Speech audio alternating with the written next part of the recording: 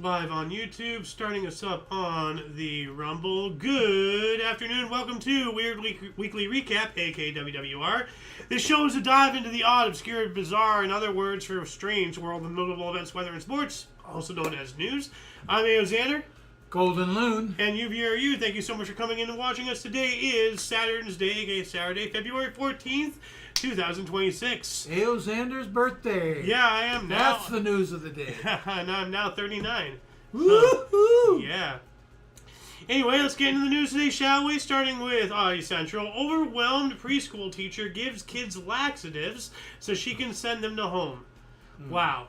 Jeez. She should be fired and disbarred. She better have been fired. 23-year-old Yezel J has been charged with attempted aggravated battery and endangering life or health of a child after allegedly administering laxatives to several children just to make her job easier. Police in St. Charles, Illinois said multiple parents called the station on Tuesday morning saying their child had been given a chewable laxative by their daycare teacher. It was a wild claim, but one that turned out to be true, as the suspected daycare teacher turned herself in and admitted to the accusations. The daycare has a policy requiring sick children to be sent home and not return for 24 hours, so the teacher took advantage of this to free up her day because she allegedly felt overwhelmed. However, according to one parent, this was not a one-off incident, and she had been struggling to figure out the case of her child's stomach problems for weeks. Wow. Wow. She could be causing irreparable damage to these kids. You know, things that, you know, they're going to have to, like, take pills for the rest of their lives. This is disgusting. She should be executed. Seriously. You know? Anyway, I'm going to move on up. But before we continue, I just want to let anybody know in the description, the underbar, all the links to all these news articles are down there already. So if you'd like to read more, then please, by all means, after the show, do some due diligence digging. So anyway, more from Audio Central here. Police stop homeless person on benefits driving a $250,000 Ferrari. Yeah, all these homeless people are finding all sorts of scams. Stolen. No, like this was probably from him reaping benefits. You know, there's like so much fraud going on. Yeah, of course. You know, when the traffic police in France's Vaucluse region stopped a motorist for speeding in his bright red Ferrari, Portofino at nearly 250 kilometers an hour or 155 miles an hour, they didn't expect him to be homeless, with no declared income to their name, but during questioning, the otherwise well-dressed man casually told officers that he had no job, no assets, and no income. It is not every day that the French police pull over a sports car with an estimated value of 200,000 euros or $250,000 US dollars, but when driven by a homeless person, that never happens. Well, it does here. Let's see here. Welfare benefits for years. Yeah, so he's being a freaking parasite. You know, these people, you know, along with that teacher, these people should be lined up against a wall and shot. You know? That is saying, out of his welfare checks, he's able to buy a Ferrari. A $250,000 automobile, yes. I thought maybe he was a wealthy entrepreneur that was taking welfare. No. Not the case. No, he was an absolute freaking parasite. No, this is what I keep talking about, you know, about, like, the state of the world. Like, these people are just disgusting. They need to be made an example of. You know, I do not want them in prison because then I have to pay my tax dollars to have that roof over his head and food on his table. No, he does not have the right to live after being such a defraudster. We need to make an example of these people, of that teacher, you know. Enough is enough. You know, this is taxpayer dollars they're mandated under threat of imprisonment. So, you know, it's basically, you know, legalized thievery, and it's going to this crap. I am furious. So, anyway, moving on up, and this one just seems like another scam here. Buy a gold smartphone case, get an iPhone 17 Max for free. Well, you're going to spend if it's a pure gold case, what's it going to be? $50,000? $100,000? It says you here get a free phone. Great. It says here $20,000. Okay. Yeah. Usually people dubbed the AU for gold, 99.99 gold. The limited edition series of iPhone 17 Max phone cases comes in a variety of weights, from 10 grams all the way to 100 grams. Obviously, the more gold used to make the case, the more expensive it is, with the heaviest one costing a whopping 139,999 yuan, or 20,000 US dollars. That's the kind of money most people would spend on a car, not a phone case. But JD.com found a way to sweeten the deal. So you basically get a phone for free. But, yeah. If you can afford the case, who gives blinkety blink on a phone? Yeah, it says here they have yet to reveal if anyone has actually spent $20,000 on its 100-gram gold-plated phone case. But the 10-gram version is reportedly sold out, and several people have so far shown off their 30-gram cases on social media at 38,999 yuan, or $5,650. Those aren't exactly cheap either. No. Wow. So now you're going to say, where'd I put my phone case? Oh, God. Not my phone. Yeah. Who cares? Where's my phone case? Did I leave it at so-and-so? Did I leave it on the table at the restaurant? Oh, Lord. Yeah, no, you would never have a gold phone case. Thanks. Well, you lost your other phone. I don't know what happened to it. I don't It either. was the old phone. I mean, Yeah. it wasn't a phone anymore. Yeah. Anyway, more from Oddity Central here. The world's smallest skyscraper is the result of a massive scam. Man, we're just uncovering all sorts of horrible things today, aren't we? And there's a lot of videos actually on this building. It's really interesting. Basically, the people misread something. Like, they misread it like inches as feet. You know, so I think it was a scam or something, but anyway, he tricked the city into funding this construction project, and he finalized the building. It's only 4 stories tall. This. No, that is it. Oh, it is. That is the world's shortest skyscraper. So, at just 40 feet tall, the Newby McMillan building in Wichita Falls is not very impressive, even when compared to regular-sized buildings, let alone skyscrapers. And yet it was supposed to be one of the most imposing skyscrapers of its time when it was designed in the early 1900s. The nickname World's Littlest Skyscraper is a dubious title to have, but the Newby McMahon building is indeed dwarfed by every skyscraper in the world. It isn't remotely worthy of being called a skyscraper, as it's dwarfed by several normal buildings in Wichita Falls, but the story of how it came to be is truly fascinating. The origins of the Newby McMillan building can be traced back to the early 1900s, when the North Texas city of Wichita Falls became the center of a regional oil boom. Basically, I'm going to go ahead and try to see. Here we go. The architect of this ingenious scam used his own crew to conduct the construction, and by the time the plan was revealed, he was long gone.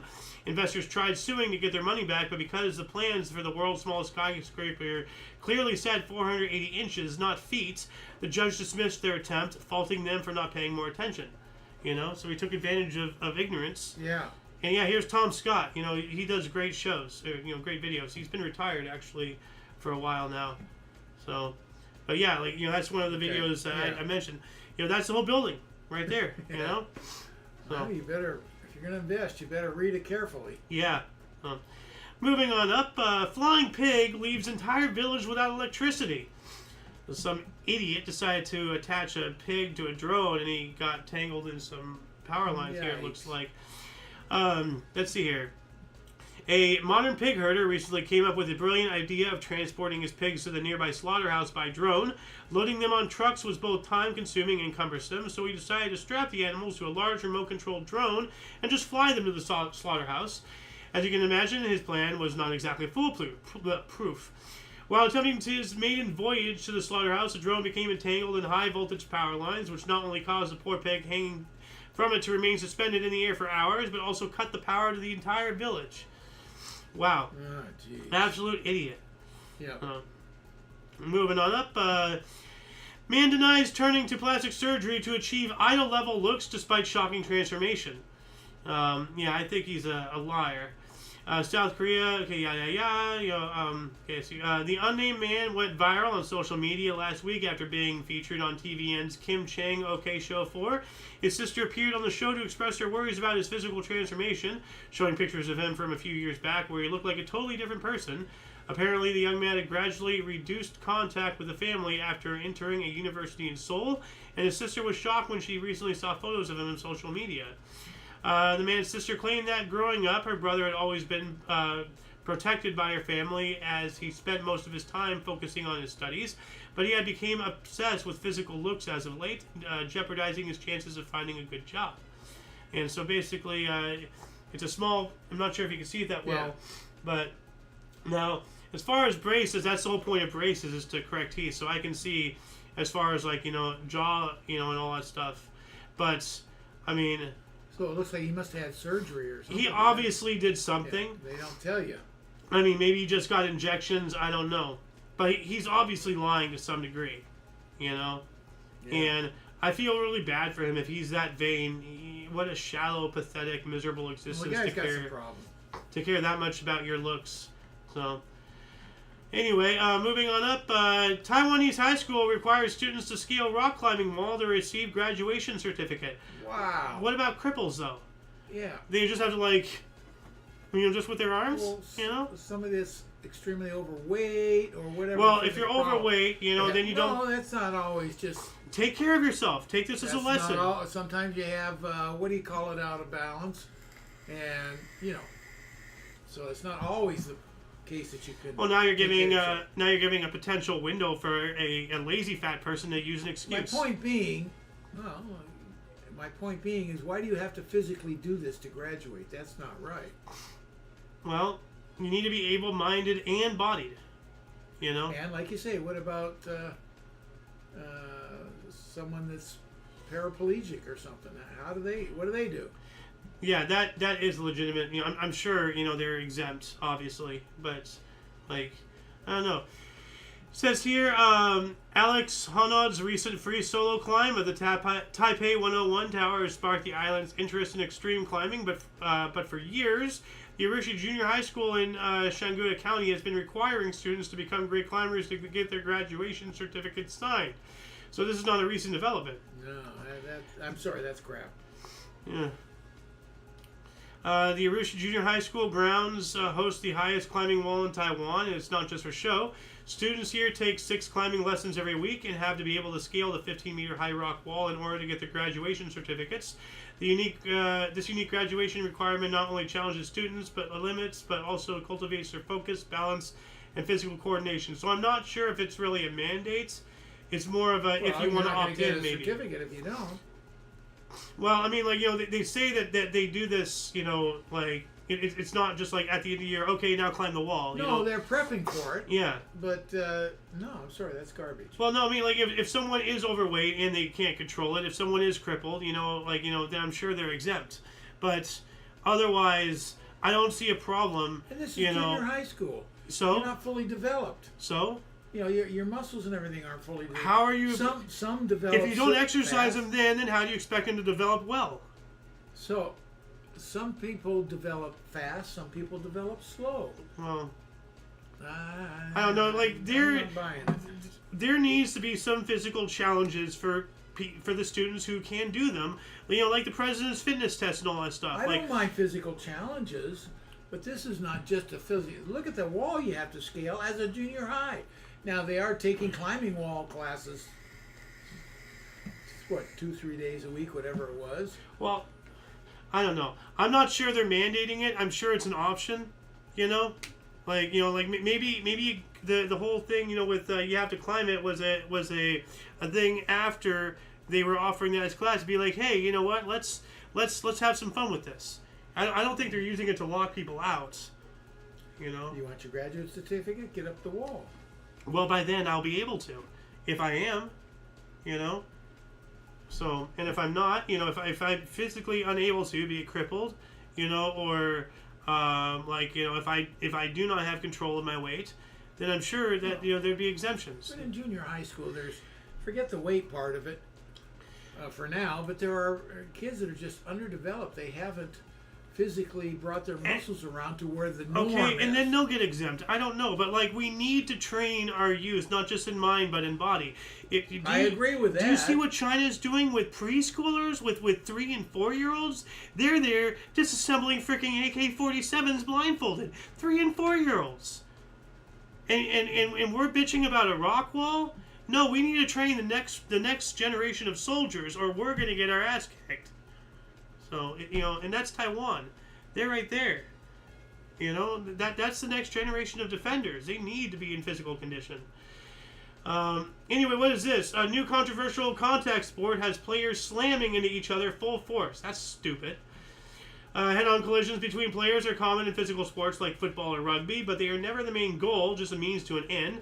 In Australia's Run Nation Championship, RNC, the collision is the one and only goal. Two muscular contestants run into each other at full speed and slam violently to knock each other down. It's a brutal sport that has been steadily growing in popularity despite the controversy surrounding it. This is stupid. You want to talk about something that we don't need. Yeah. Hey, I have an idea. Let's just run at each other. What is it? What are you, 15, drinking your first beer? Look what I can do. Stupid. This is dumb. Anyway, this one scares the hell out of me. I've been talking with you about, the AI stuff over the past couple of days, like me experimenting with Gemini and ChatGPT and all that stuff. Yeah. Moya, the world's first biomimetic robot, emulates human features down to body temperature. So not only can she express her face, eyebrows, smile, frown, like all that, but she can flush, she can have hot flashes, cold flashes, not necessarily sweat, but she can have the cold, clammy feel, it sounds like. This is dangerous. Well, I don't know how far it goes. Let's hear. Humanoid robots are okay. Yeah. Recently unveiled by Shanghai-based robotics startup DroidUp, Moya is a humanoid robot designed to mimic a variety of human-like features, from a natural gait and facial expressions to realistic skin and even body temperature of 89 to 96 degrees Fahrenheit or 32 to 36 degrees Celsius. So it doesn't change. That's what I thought. It can change. No, it didn't say that. 89 to 96 implicates a change. Well, true. That does have a range. Yes. The female version stands 165 centimeters tall and weighs 32 kilograms or 70 pounds. According to a press release by DroidUp, Moya can be flexibly configured with different gender characteristics and appearances, whether it's the male version's composed strength or the female's version's elegant friendliness. Both can be flexibly configured according to different scenarios such as business, healthcare, and companionship. So we have a mimic. If you know what a mimic is. Of course I know what a mimic is. Yeah. While the makers claim Moya has 92% human-like walking accuracy, videos of the humanoid robot in action suggest that the 8% difference is quite considerable, as Moya's gait couldn't really be described as natural. Luckily, she has other things going on for her. But still, 0.2 million yuan. Well, I'm more interested in the body temperature. Yeah. I'm wondering, But actually, it's really low, 89 to 96. What's the body temperature for a human? 98.6 or something like that? No, that's the skin temperature. Well, body temperature, yeah. Realistic skin. Well, it's probably talking about skin temperature, not the temperature inside the body. Like, the temperature inside is 98.6 on average for humans. And then that's reflected onto the skin, obviously. Obviously, if we weren't alive, this would be stone cold. True, but the skin reflects the body temperature. True. You run hard, your body temperature goes up, you get all flushed. That's true. And you're breathing hard, all that. Yeah. Moving on up to UPI, serial underwear thief at New Zealand school identified as a cat. Let's see here. Marmar Stewart, principal of the Apuchi school in Wakatine, said items had been mysteriously disappearing from the school for over a year, particularly during the season while the pool was in use. The school posted a video to Facebook when the thief was finally caught on security camera. The footage shows a black cat dragging a large towel across the playground. Here, let's bigger this. Oh, see, the cat's just taking the towel. That's weird. Yeah, well, animals need to start learning to stop taking people's stuff. Moving on up, more from UPI. Swimmer's lost prosthetic leg washes up 10 months later, 14 miles away. Yikes. Yeah, at least he found it. Yikes. Yeah. How'd you like to find that washing up while you're sunbathing? Oh. Hey, what's that? Oh, it's a leg. Well, somebody definitely didn't put their best foot forward in this situation. No. Sorry, like, you That's know, a kick in the butt, isn't it? I had to give a leg up like that, you know. Oh, no. I'm sorry, I can't heal, you know. Prosthetic leg lost by a swimmer in England was found when it washed up 10 months later on a beach 14.5 miles away. Brenda Ogden, at the age of 69, said her custom-made titanium leg, which cost her more than $2,700. Don't go in the ocean with that. Why are you swimming with a prosthetic leg? That Why costs would you go over swim? $2,000. Why would you go swimming with that? Stupid. It's not designed to swim with. Wow. Well, it might be, but you know, still, don't. You know, don't. Did you put a fin on that foot? You know, just go out and stump it. You know. Go on, stop it. What the hell? Oh, I can't swim. It's like, you know, like one leg's this and the other leg's. I only got one leg. I'm swimming in circles. Oh my God, we're terrible. It was carried out to sea when she was knocked over by a wave on a Bridington beach in April. Oh, so I don't think she wasn't even. Well, still, don't even go. You know, like just. Well, I can see that. You're standing in the water. But don't risk it. You know. You live. This I don't think that could happen. Well, it does, and this is why I always say cover your ass in every conceivable scenario, because as soon as you think something might not happen, that's what's going to happen. You're just setting yourself up because you're lowering your guard. You can't protect yourself of everything from everything. You can't, but live. you can go with a cheaper leg, you know, to the fucking beach. Take the wooden leg with you, would you? Go to the beach, take the wooden leg. You know, hey, dress her up like a pirate and call her Peggy for the day, you know? Anyway, moving on up. Fatberg, the size of 4 buses found under Sydney wastewater plants.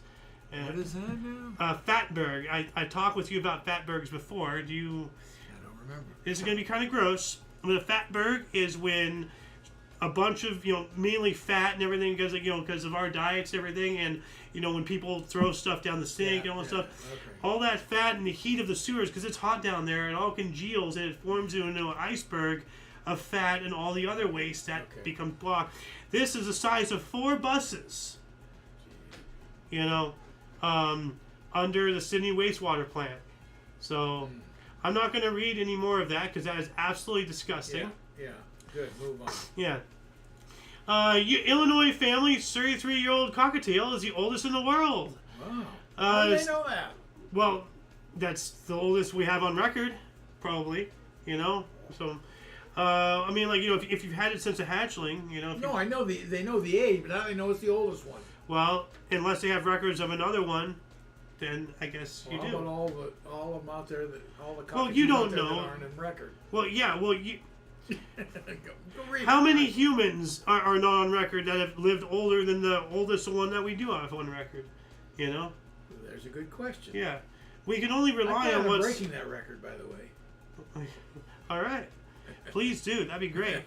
You know? Sonny officially earned the record for oldest cockatiel living at the age of 32 years and 292 days old in October of 2025.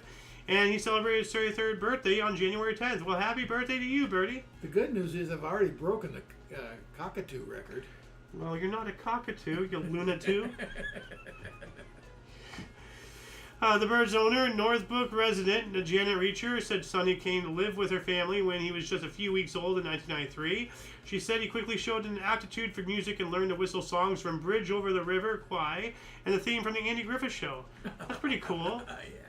Yeah.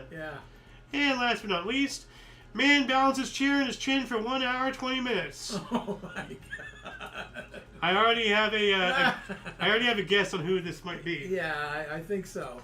David Rush, who recently recaptured a similar record for balancing a ladder on his chin for 19 minutes and 11 seconds. That's a hell of a chin. Originally earned the title for the longest duration balancing a chair on the chin at 1 hour and 8 minutes. Here we go. Chair weighs Here's a video of it. 32 inches. Good old David Rush. You know, some of these records are just stupid. I mean, why, you know, like... First off, it's a plastic chair, you know. It's a chair. It's a chair, Yeah. I mean, this is something that you would do, once again, when you're a stupid teenager drinking with your bros. Oh, I can balance. Look at what I can do. I can do it harder than you. Oh, no, you can't. It's on, Yeah. So, but, David Rush is trying to get it, Yeah. he's trying to have the record for the most records, pulled, and a lot of records are really superfluous and, let's be honest, retarded, but they're there, So, but that shall conclude the show. Please check the underbar of the description for any links that you may find interesting, including but not limited to all things Omni Coalition, for your dose of different, odd, and unusual news, aka notable events, weather, and sports. We stream every Saturday at 5 p.m. Pacific time. Let's see here, 6 Mountain, 7 Central, and 8 p.m. Eastern Standard Time, respectively. We do have other shows. We have the history show coming up here in an hour and a half, roughly. That we do every day. This show we do every Saturday. And for all of you and all of us, I'm Alexander. Golden Loon. And UVRU. Until you catch us next time, whenever that is, wherever that is, don't forget to look right and left at every intersection. Rate 5 thumbs and subscribe. And Toodles. happy birthday. Yeah, thank you. Where's the thing?